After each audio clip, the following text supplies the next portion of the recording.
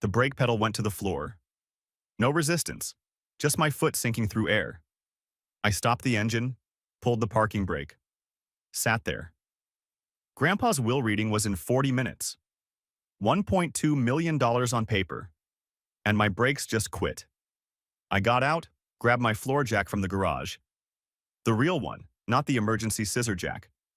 20 pounds of steel Grandpa gave me with the car. Positioned it under the frame, pumped until the front wheel cleared concrete. 4 lug nuts off. Wheel dropped beside me.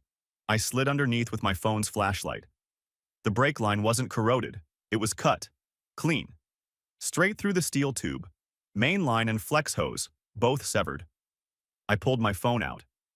3 photos. Wide angle, close-up, my hand for scale. Then video. Front left brake line, cut clean. Today's the will reading. Car hasn't moved since Friday. Time is 8:22 a.m. Stopped recording. Backed out. The numbers lined up fast. Grandpa's estate, $1.2 million. House paid off in 1993. Retirement accounts from 40 years at Reed Electric and Contracting. Index funds he'd fed every month since selling the business in 2009. Primary beneficiary, me. He'd emailed the summary last month. Just so you're not blindsided, Daniel. Subject line. Estate planning. Read this. No greeting. Just numbers and account details. That was Grandpa. Facts over feelings. 2 weeks later, hospital, heart failure. Gone in 3 days. If I didn't show today, the secondary beneficiaries moved up. My dad had a key to this house. So did Kyle. For emergencies, Dad had said when I moved in. Apparently $1.2 million qualified. I walked inside, grabbed the spare key from the bowl, took a photo, opened my text thread with Dad. Last message. Don't be late Monday. Lawyer's time is expensive. I didn't reply. Not yet. Dialed the sheriff non-emergency line instead. Sheriff's office. Daniel Reed, someone cut my brake lines. I'm supposed to be at a will reading this morning. Over $1 million at stake.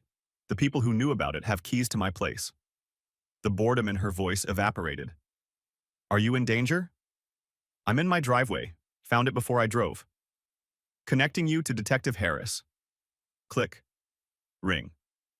This is Harris. Daniel Reed. Brake lines cut clean. Will reading today.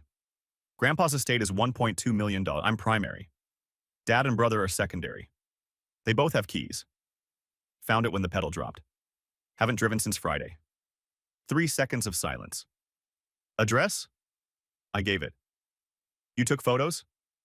Photos and video, time-stamped. Don't touch anything else. Silver Camry, 10 minutes. Do you have security cameras? Doorbell cam, covers the driveway. We'll need that footage. Don't drive yourself anywhere. Get a rideshare. We'll follow you to the reading. Follow me?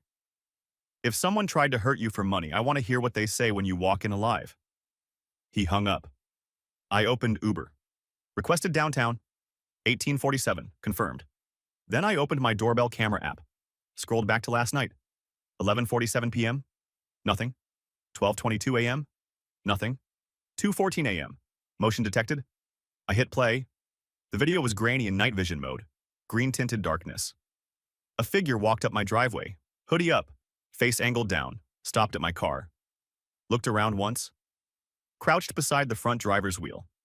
Stayed there for 4 minutes. The timestamp ticked forward. 2:14, 2:15, 2:16, 2:17, 2:18. At 2:18, the figure stood. Walked back down the driveway. Turned right on the sidewalk. Out of frame. I rewound. Paused on the clearest shot. The hoodie. The build. The walk.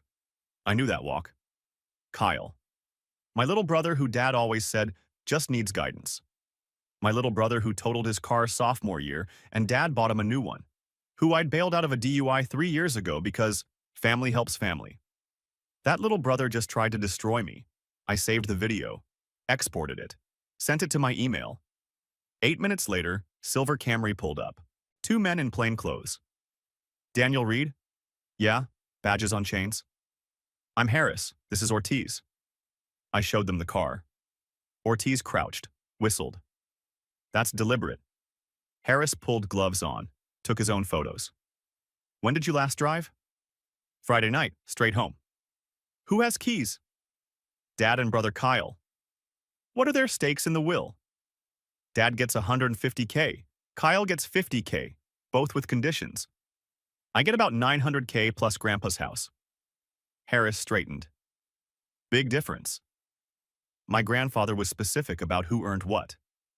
Meaning? Meaning I helped him with the business when I was a kid. Worked summers doing estimates, ordering materials, basic bookkeeping. Kyle and Dad showed up for Christmas dinner and asked for loans. Ortiz stood. You said you have camera footage? I pulled up my phone, showed them the video. Harris watched it twice. Can you identify him? It's Kyle. I know his walk. That's his hoodie. He wore it to Thanksgiving. We'll need you to send this. I forwarded it right there. His phone pinged. Got it, Harris said. This changes things. We've got motive, opportunity, and now video placing him at the scene during the time frame. Blue Prius turned onto my street. My Uber. That's my ride. Harris nodded. We'll meet you downtown. What's the address? Jefferson and 6th, Parker Law Group, 9th floor. We'll be in the building. Won't announce ourselves. Just observe. Let your family talk freely. See what they say when their plan fails. I grabbed my backpack, locked the door, got in the Prius. The driver smelled like energy drinks and had pop music playing low. Downtown? Jefferson and 6th. He pulled away. I watched my house disappear in the side mirror. The Civic still on the jack. Evidence of something that almost worked. My phone buzzed. Kyle. You on your way or what? Dad's already downtown. I stared at the message. The same hands that typed this had held cable cutters 8 hours ago. Me. Yeah, be there. Kyle. Don't be weird about this. It's just paperwork. Just paperwork. The city passed by outside. Coffee shops opening, people walking dogs. Normal Monday morning for everyone but me. I thought about Grandpa, Edward Reed. Born 1948, dropped out of high school to work construction. Got his electrician's license at 19. Started Reed Electric in 1975 with a beat-up van and a toolbox. Built it into a 20-employee operation doing commercial contracts. Sold it in 2009 for $340K. Paid off his house, put the rest in boring index funds, lived modestly, drove a 1998 Tacoma until he passed away, shopped at Costco, cut his own hair. Compound interest and time, he'd told me once. That's the only magic that works. He'd paid for my community college when Dad said trade school was throwing money away. He'd co-signed my first car loan when Dad said I needed to learn financial responsibility on my own. He'd sent me his estate summary with one line at the bottom. You earned this. Don't let them convince you otherwise. I earned this. By showing up. By helping. By not asking for handouts every time life got inconvenient. Kyle had asked Grandpa for $15K to start a business 2 years ago. Grandpa said no. Kyle stopped visiting after that. Dad had asked Grandpa to invest in his buddy's real estate scheme last year. Grandpa said it was a scam.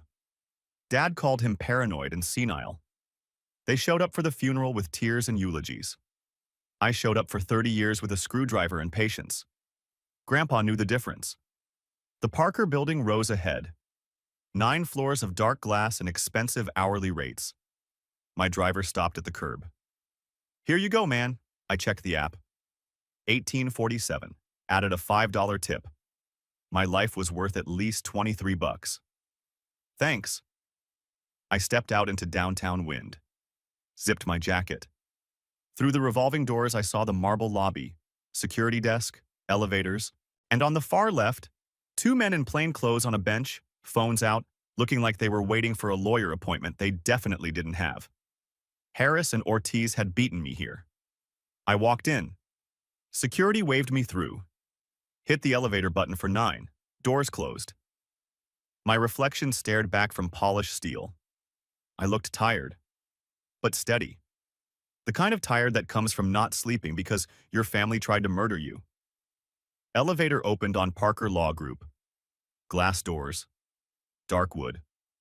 Wall of framed diplomas that probably cost more than my car. Dad sat in a leather chair near the window. Dark suit. Tie too bright for a funeral follow-up. Phone in hand. He looked up. Saw me. Something flickered across his face. Surprise, maybe. Disappointment, definitely. There he is, Dad said. Smiled. Starting to think you'd overslept. Kyle sprawled 2 seats over. Button-up shirt. Jeans that cost more than I made in a week. Scrolling like this was just another appointment. Traffic, I said. Neither of them asked what kind. Neither asked why I looked like I'd been under a car. Neither asked if everything was okay. They already knew the answer. You made it, Dad said. That's what matters. Punctuality is respect. Rich coming from a man who showed up to Grandpa's hospital bedside 3 days late. I sat in the only open chair, set my backpack down, pulled my phone out, opened voice memo, hit record, slid it back in my pocket. Small red bar at the top of the screen. Recording. The receptionist smiled from behind her desk. Mr. Parker will see you all shortly. Coffee or water? Dad waved her off without looking. We're fine. I wasn't fine, but I wasn't about to tell her that. Dad leaned toward me, lowered his voice. You read the summary your grandfather sent? I did. Good. Then you understand this is just formality. Real conversation happens after, about fair distribution. Fair, I repeated. Your brother has student loans, credit card debt. He's trying to start his life. Your mom has medical expenses from last year. We need to be realistic about who needs what. Kyle looked up from his phone. Grandpa was old school. Didn't understand modern financial pressure. We can fix this before it gets messy. Fix this. Like Grandpa's legally binding will was a typo. I thought about the brake line, the clean cuts. Kyle's hoodie in night vision green. We can talk about it, I said slowly, after we hear what Grandpa actually wrote. Dad smiled, relaxed back in his chair. That's reasonable. That's all I'm asking. Family should work together. Family should also not try to murder you for money. But I kept that thought to myself. The office door opened. Man in his late 50s stepped out. Gray hair, charcoal suit, glasses on a chain. The kind of lawyer who'd seen every version of family dysfunction and stopped being surprised 20 years ago. Gentlemen, he said, I'm Mark Parker. Thank you for being punctual. If you'll follow me, we'll begin. Dad stood first, buttoned his jacket, straightened his tie. Kyle pocketed his phone, stood with the casual confidence of someone who thought he'd already won. I grabbed my backpack, followed them. As I passed the frosted glass of the conference room next door, I caught 2 blurred shapes sitting perfectly still, waiting. Parker's conference room was exactly what you'd expect from a law firm that charged $400 an hour. Long mahogany table, leather chairs, 3 spots on our side. One at the head for Parker. A neat stack of papers sat in front of his chair. Gold seal visible on the top envelope. Grandpa's will. Dad took the middle seat. Power position. Kyle dropped into the chair on his right. I sat left. Set my backpack at my feet. Parker closed the door. The click echoed louder than it should have. Before we begin, Parker said, sitting down, folding his hands on the table, I want to remind everyone that this is a formal reading of Edward James Reed's last will and testament. This document was drafted, witnessed, and notarized according to state law. It was updated most recently 6 months ago. My role is to execute Mr. Reed's wishes exactly as written, not to arbitrate family disputes. Dad nodded. Of course, we're all here to honor Dad's intentions. His intentions are explicit, Parker said. Held Dad's gaze just long enough to make a point. He picked up the envelope, broke the gold seal, unfolded the first page. Outside in the hallway, I heard a door open softly. Footsteps. Another door closing. Dad didn't notice. Kyle was staring at the papers like he could read through them. Neither of them knew 2 detectives were now in the room next door. Neither of them knew I had video of Kyle at my car at 2:14 a.m. Neither of them knew their plan had already fallen apart. Parker cleared his throat. The last will and testament of Edward James Reed, executed on March 15, 2024. Dad's smile grew. Kyle leaned forward.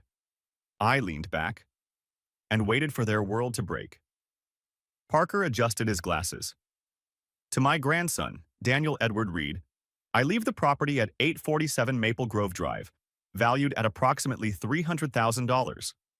Additionally, $900,000 held in trust, accessible upon proof of financial competency or age 30. I was 29, 6 months away, Parker continued. To my son, Robert Allen Reed, I leave $150,000, held in trust for 2 years, provided no criminal charges related to this estate are filed against him or his immediate family. If such charges occur, this bequest is void. Dad's face went red. To Kyle Robert Reed, $50,000, held for 5 years, contingent on maintaining no criminal record and no debts exceeding $10,000. Kyle stopped breathing. Parker set the paper down. Are there questions? Dad's jaw was clenched. My father was 81. Are we certain he was competent? Dr. Patricia Chen evaluated him 6 months ago. I met with him 3 times to review these terms. He understood exactly what he was doing. Kyle found his voice. This is insane. He's giving Daniel everything. Are you a criminal? I asked. Everyone looked at me. Because if you're not, the conditions shouldn't matter. Kyle's face went purple. You smug. Dad cut him off. We need a minute. Parker nodded. I'll step out. He left. 3 seconds of silence. Then I pulled out my phone. Showed Dad the photo of my brake line. Someone cut my brakes this morning. Dad stared. Your car is old. Things break. Brake lines don't cut themselves. And the police have video of someone at my car at 2:14 a.m. Kyle went pale. Detective Harris is investigating, I continued. If charges are filed, the estate clause activates. Dad stood. Kyle, we're leaving. Mr. Parker asked, I don't care. They left. I sat in the quiet conference room. My phone buzzed. Harris. Footage confirmed. Getting warrant. Stay safe. I walked out 20 minutes later into midday sun. No family waiting. No one to celebrate with. Just me and an inheritance I'd earned by showing up. I stopped at a hardware store on the way home. Bought a deadbolt. $47. Installed it myself that afternoon. 20 minutes with a drill and screwdriver. The old lock went in the trash. No more spare keys for emergencies. That night, I couldn't sleep. I kept thinking about Kyle. Age 7. Following me around the backyard. Age 14. Asking for homework help. Age 21. Calling me crying after the DUI. My little brother, who cut my brake lines. I got up at 2 a.m., made coffee, sat at my kitchen table, opened my laptop. Googled, Kyle Reed restraining order. Took 3 tries with different search terms. Then I found it. Court records. 2020. Amanda Price versus Kyle Robert Reed. Petition for protection from stalking. I clicked through to the case summary. Public record. Respondent contacted petitioner 47 times in 3 days after relationship ended. Appeared at petitioner's workplace. Sent threatening messages. Petitioner fears for safety. Disposition. Restraining order granted. 1 year. Settlement, case dismissed. Confidential agreement. Dad had paid her off. I saved the PDF to my desktop. Searched again. Kyle Reed, DUI 2022. Found the arrest record. Blood alcohol, 115, nearly twice the limit. Traffic stop at 1:47 a.m. Failed field sobriety test. Then, motion to suppress evidence. Traffic stop ruled unlawful, case dismissed. Dad's lawyer. $15,000 in legal fees, according to the public docket. I leaned back. 3 incidents. 3 times Kyle crossed lines. 3 times Dad made it disappear. And I'd almost been number 4. The next morning, my doorbell rang. I checked my phone. New camera feed. Marcus stood on my porch, hands in pockets. I opened the door. Hey, hey, can I come in? We sat in my living room. I heard about Kyle, Marcus said. The brake lines. Yeah, I should have told you years ago about my car. I waited. It wasn't an accident. We'd argued at Grandma's funeral about her jewelry. I said Kyle didn't deserve anything because he never visited. 2 days later, my car burned. You're sure? Neighbors saw someone that night. Described Kyle's car, but no proof. Dad convinced me to drop it. Family doesn't press charges against family. Did Grandpa know? Marcus nodded. He asked me about it last year. I told him everything. He said he was taking steps to protect you. The will, the conditions, the criminal clause. Grandpa had been collecting evidence. Will you testify if this goes to trial? Already told the detective I would. After Marcus left, I sat alone. Then I did something I'd been avoiding. Drove to Grandpa's house. The key was still under the third porch plank, right where he'd always kept it. I let myself in. The house smelled like coffee and wood polish, like every Sunday I'd spent here growing up. Mail piled on the table, bills, junk, a magazine about index funds. I walked through slowly. Kitchen, clean. Dishes put away. Coffee maker, unplugged. Living room, his chair, the remote on the armrest. TV guide from 2 months ago. Bedroom, bed made. Closet organized by color. Shoes lined up. He'd been ready. Knew he was dying. Put everything in order. I found the file cabinet in his office. Second drawer. Labeled estate planning. Inside, copies of the will. Bank statements, investment records, and a folder labeled Daniel. I opened it. Inside, every birthday card I'd ever sent him. Every thank you note. Photos of us working together on jobs. A letter. Dated 6 months ago. I unfolded it. Daniel, if you're reading this, things got messy. Your dad is weak. Kyle is dangerous. I'm leaving you the bulk because you earned it by showing up. They'll pressure you. They'll say I was senile. Don't believe it. The conditions aren't punishment. They're protection. If they come after you, they lose everything. Stay strong. Remember, people show you who they are when money's on the line.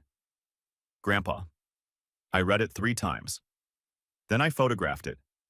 Saved it to my phone. Put the original back in the folder. Spent the next 2 hours going through his documents. Everything was organized, color-coded, cross-referenced. The man had prepared for war. I found another folder. Kyle Robert Reed. Inside, printed articles about the restraining order.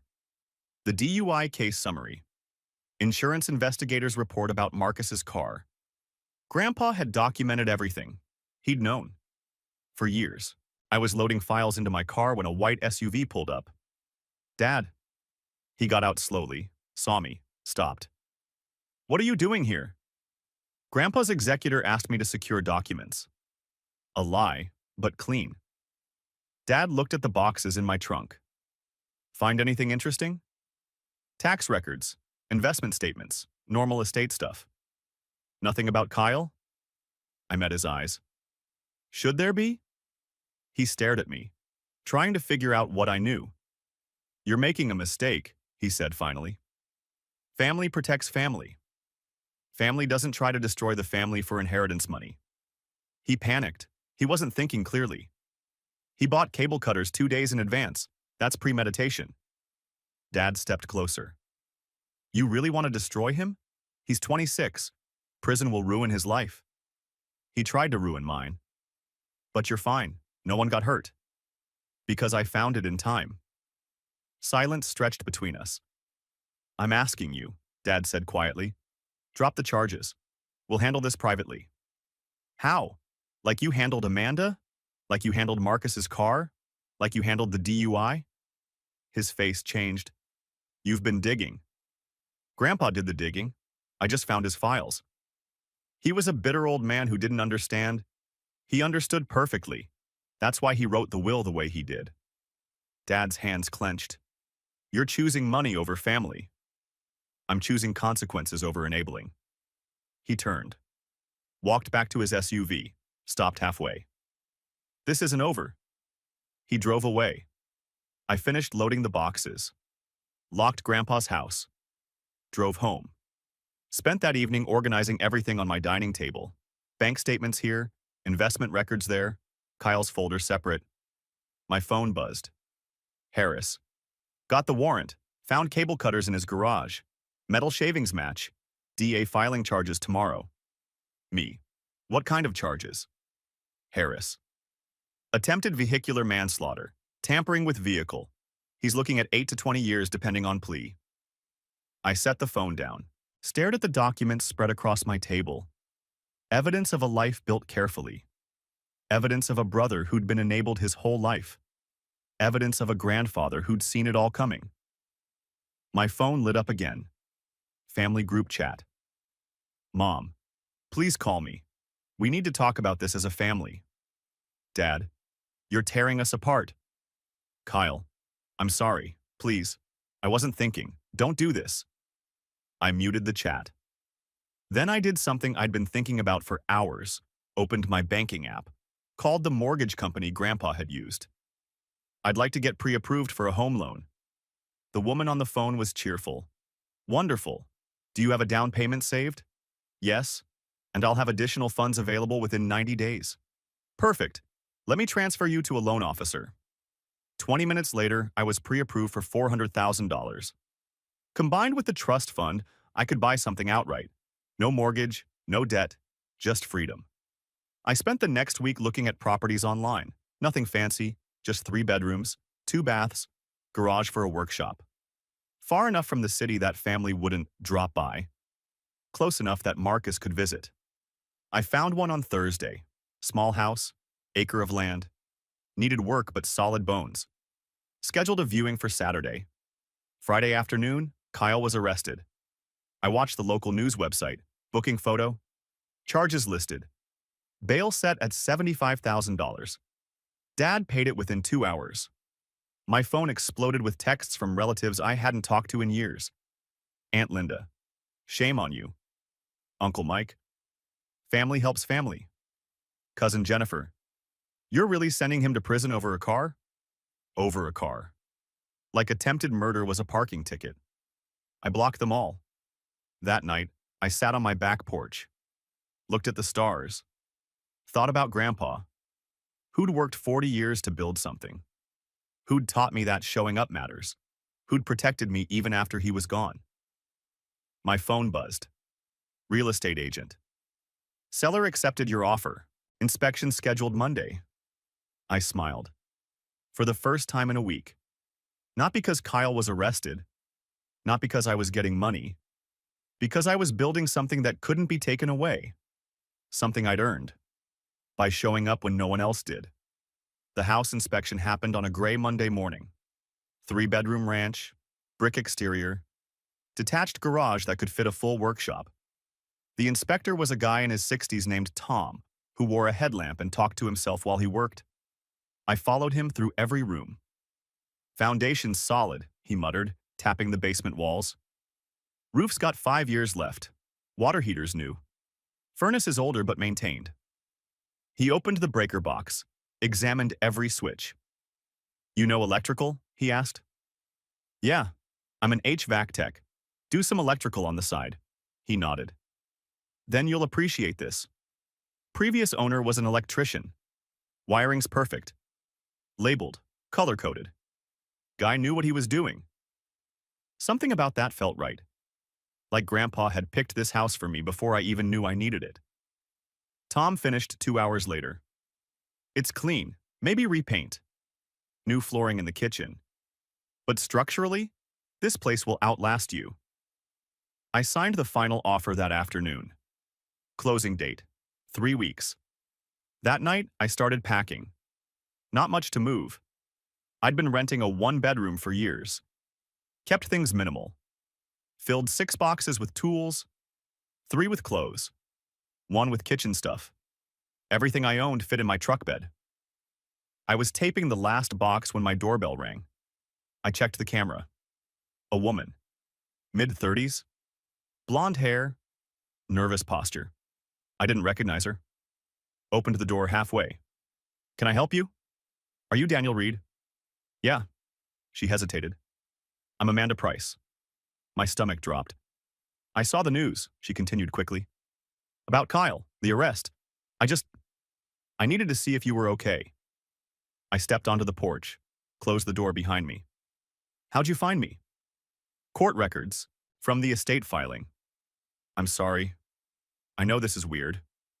She looked scared, like she'd spent the whole drive here convincing herself to knock. You don't owe me anything, I said. The restraining order. That was years ago. 4 years. But I still think about it. Silence. He sent me 47 messages in 3 days, she said quietly. Showed up at my work twice. Called my parents' house. I thought he was going to destroy me. Did he? No, but I felt like he was always watching, waiting. Your dad's lawyer offered me $10,000 to drop it. Said Kyle just needed help. That family was handling it. They paid you to disappear. Yeah. And I took it because I was scared. But I've always felt like I should have done more. Like maybe if I'd pressed charges, he wouldn't have… She trailed off. Wouldn't have tried to hurt his brother? I finished. She nodded. This isn't your fault, I said. You did what you had to do. He's the one who kept escalating. The detective called me, asked if I'd testify. Will you? I don't know. I'm married now. I have a daughter. I don't want her growing up knowing her mom was part of some family revenge story. It's not revenge. It's consequences. She looked at me for a long moment. He used to talk about you. Said you were the one everyone compared him to. The responsible one. The one who never messed up. I'm not perfect. But you didn't cut someone's brake lines. Fair point. She handed me a folded piece of paper. That's my number. If the detective needs me, I'll do it. But I need to think about it. She left. I went inside. Unfolded the paper, phone number, and a note. I'm sorry this happened to you. He should have been stopped years ago. I set it on the counter. Stared at it for 10 minutes. Then I called Harris. Amanda Price just showed up at my house. She what? Came by, said you called her about testifying. I did. But I told her to think about it, not go find you. She wanted to make sure I was okay, and she said she'll testify if we need her. Harris was quiet for a moment. That changes things. If she's willing to establish pattern of behavior, the DA can push for maximum sentence. How long? 20 years. Kyle wouldn't see parole for 15. 15 years. Kyle would be 41. I'd be 44. By the time he got out, I'd have lived an entire different life. His lawyer's pushing for a plea deal, Harris continued. 8 years. Out in 5 with good behavior. DA wants to meet with you before deciding. Why me? Because you're the victim. Your input matters. I hung up, sat on my couch. Thought about Kyle at 7, 10, 15. Thought about Amanda, Marcus, the DUI. Thought about Grandpa's letter. People show you who they are when money's on the line. Kyle had shown me. 3 days later, I was at Home Depot buying drywall compound when I heard it. I heard he's being vindictive, using the legal system to punish family. I turned. 2 women. One was my Aunt Carol, Mom's sister.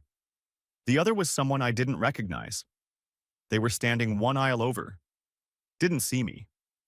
He could drop the charges, Aunt Carol continued, but he's choosing to destroy Kyle over a mistake. That's horrible, the other woman said. Daniel was always cold, even as a kid. Never wanted to be part of family events.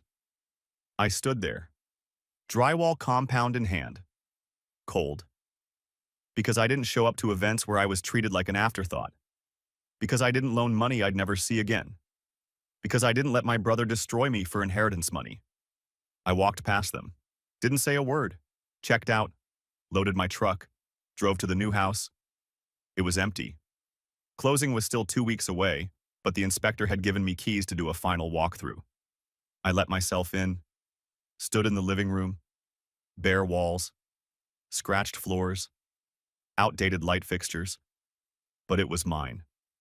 I walked to the garage, opened the door. Two-car space, concrete floor, pegboard wall, workbench built into the corner. I could see it already. Tools organized, projects in progress, space to build things, space to fix things, space that no one could take away. I spent the next hour measuring, planning, photographing. When I left, the sun was setting. My phone buzzed. Marcus. Beer Friday? My place? Me. Yeah, I'll bring food. First social plan in 2 weeks. That Friday, I showed up at Marcus's apartment with pizza and a six-pack. We ate, watched a game. Didn't talk about Kyle or the trial or any of it. Just normal cousin stuff. Halfway through the second beer, Marcus asked, "How you holding up?" "Okay, bought a house." "For real?" "Closing in 2 weeks." "That's huge, man." "Where?" I told him. He pulled it up on his phone. "Nice, quiet street, good bones." "Needs work, but I've got time." "Need help moving?" "Honestly, yeah." "I'm in, just tell me when." We finished the game. I drove home. For the first time in weeks, I felt like something was normal, like not everything was collapsing. The next morning, someone pounded on my door. Not a knock. A pound. I checked the camera. Uncle Mike, Aunt Carol, another aunt I barely recognized. Extended family. The reinforcements. I opened the door but didn't invite them in.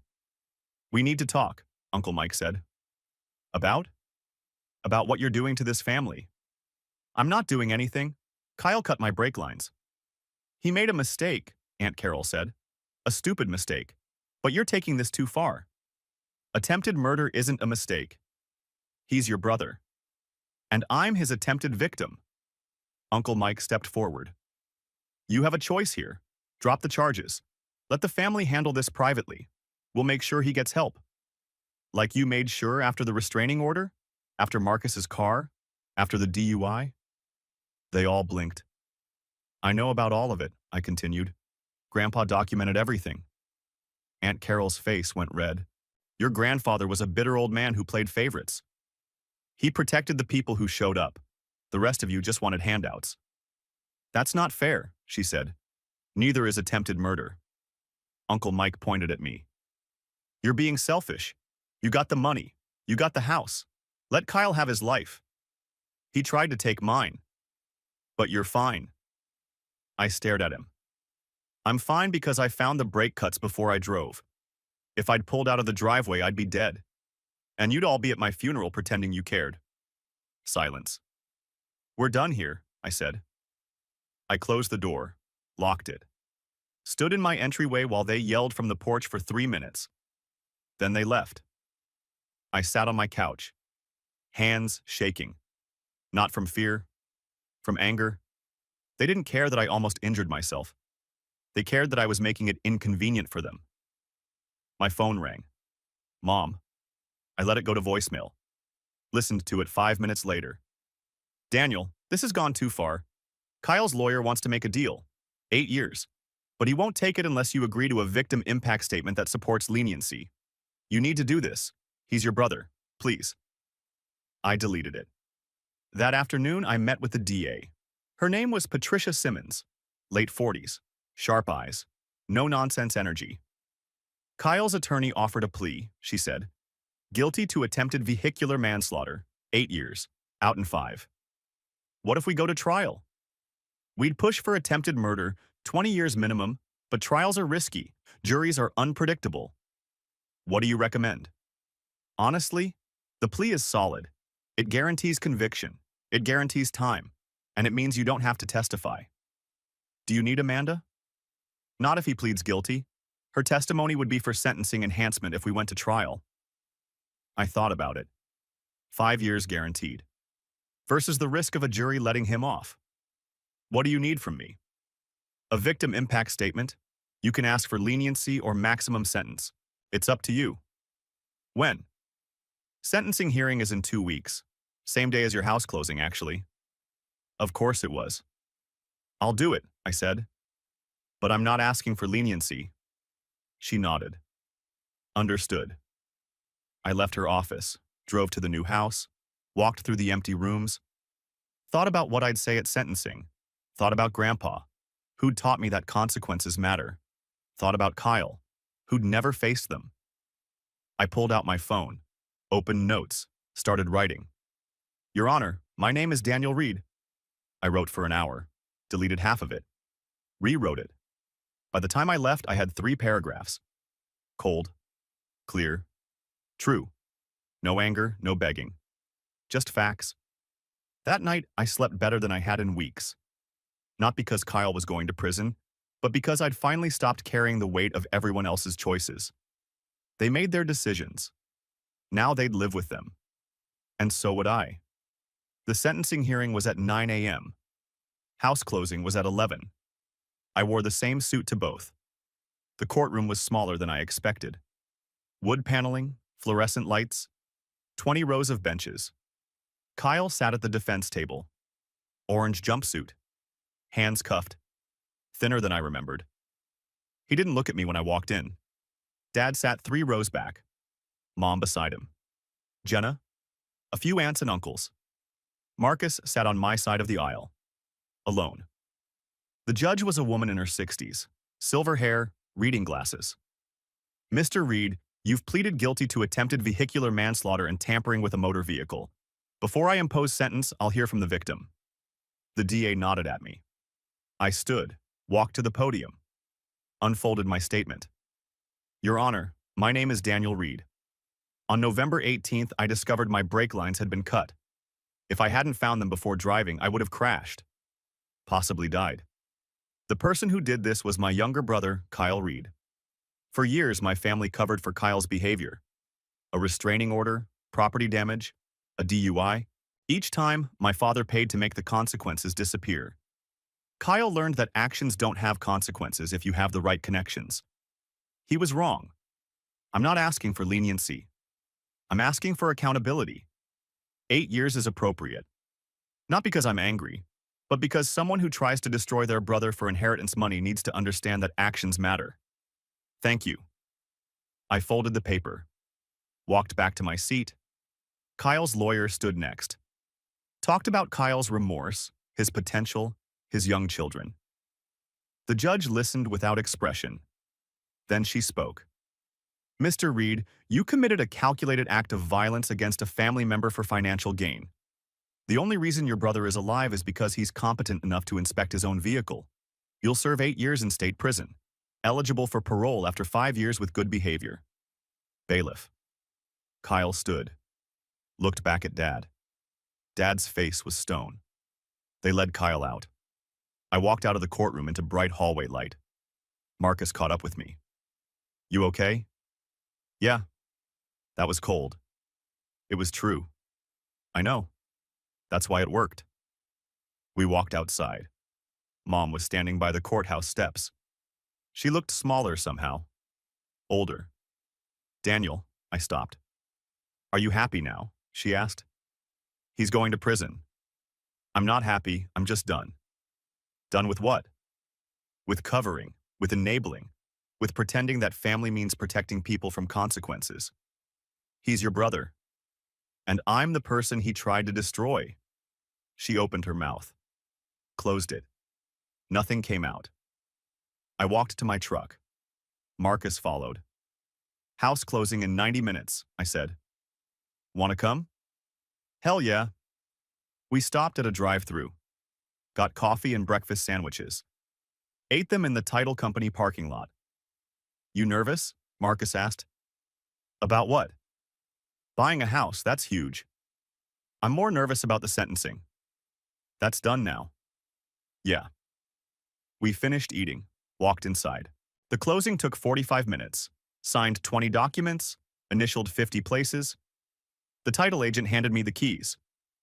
Congratulations, you're officially a homeowner. I stared at the keys. Small? Metal? Mine? Marcus grinned. Let's go see it. We drove to the house, pulled into the driveway. Empty. Quiet. Waiting. I unlocked the front door, stepped inside. Welcome home, man, Marcus said. We walked through every room. I showed him where I'd put furniture, where I'd repaint, the garage that would become a workshop. When you moving in? He asked. This weekend. I'm already packed. Need help? Yeah. Pizza and beer after? Deal. That Saturday, we loaded my truck. 6 boxes of tools, 3 boxes of clothes, kitchen stuff. A couch Marcus helped me carry down the stairs. Everything fit in 2 trips. By noon, I was unloading in my new driveway. Marcus carried boxes. I directed traffic. Tools in the garage, clothes in the bedroom, kitchen stuff in the kitchen.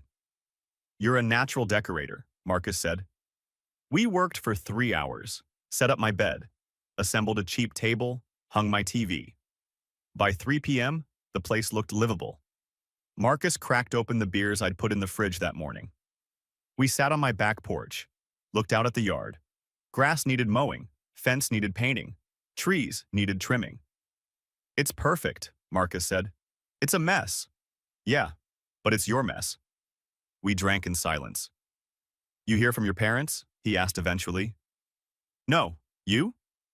My dad called, said I was taking sides. You are? Yeah, the right side. I smiled. We finished our beers. Ate pizza on paper plates because I hadn't unpacked dishes yet. Marcus left around 7. I stood in my living room. Empty except for a couch and a TV. No family photos. No decorations. Nothing. Just space. And quiet. I slept on a mattress on the floor that night. Best sleep I'd had in months.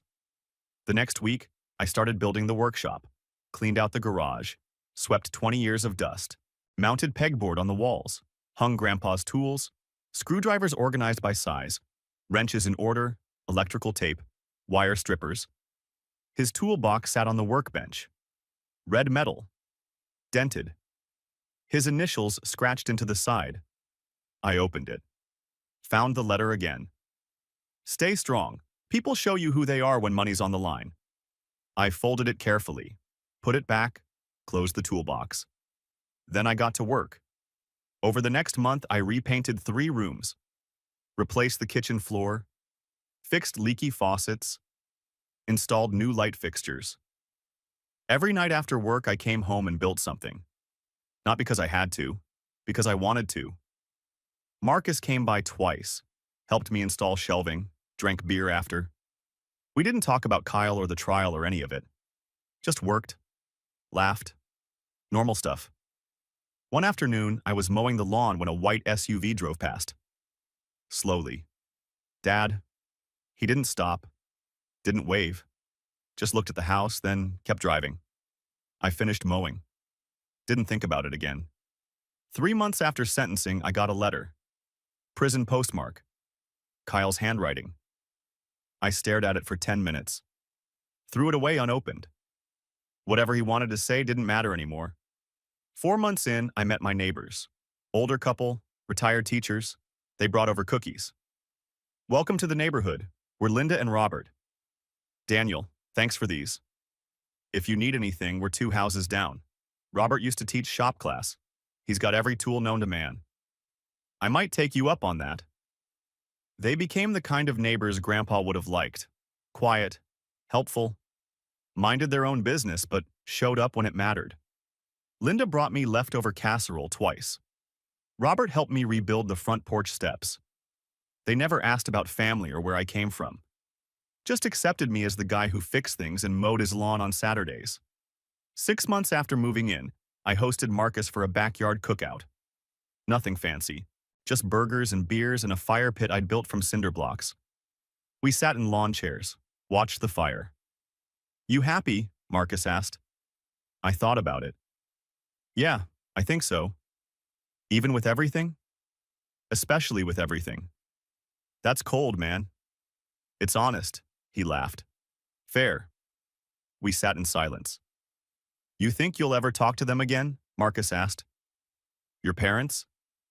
Maybe, if they apologize, if they acknowledge what happened, but I'm not holding my breath. What about Kyle, when he gets out? I don't know, that's 5 years away. I'll be 34. Different person by then. You think he'll be different? Probably not. Marcus nodded. Then you already know. The fire crackled. Stars came out. I thought about Grandpa, who'd built a life from nothing, who'd taught me that compound interest and time were the only magic that worked, who'd protected me even after he was gone. I thought about the toolbox in my garage, the workshop I'd built, the house I owned outright, the money in the bank that no one could take, the freedom to say no. Marcus left around midnight. I cleaned up, hosed down the fire pit, stood in my backyard, my house behind me, my workshop full of tools, my life on my terms. Alone, but not lonely. Free, but not aimless. I'd lost a family, but I'd built a life. And that was a fair trade. I walked inside, locked the door, sat at my kitchen table with a beer and my laptop, checked my investment account. 947,293, up from $800,000 7 months ago. Compound interest in time. Grandpa's voice in my head. That's the only magic that works. I closed the laptop, looked around my kitchen, bare walls, cheap table, mismatched chairs, but mine. Every inch earned by showing up, by refusing to cover for people who wouldn't change, by choosing consequences over comfort. I finished my beer, washed the bottle, put it in the recycling. Then I walked to my workshop, opened Grandpa's toolbox, pulled out his old wrench, held it for a moment. Then I got to work on a project I'd been planning for weeks, building a bookshelf for the living room. Not because I needed it, but because building things was what we did, and I had all the time in the world. The house was quiet except for the sound of sawing. No family calling, no drama, no emergencies. Just me and a piece of wood, becoming something better, one cut at a time.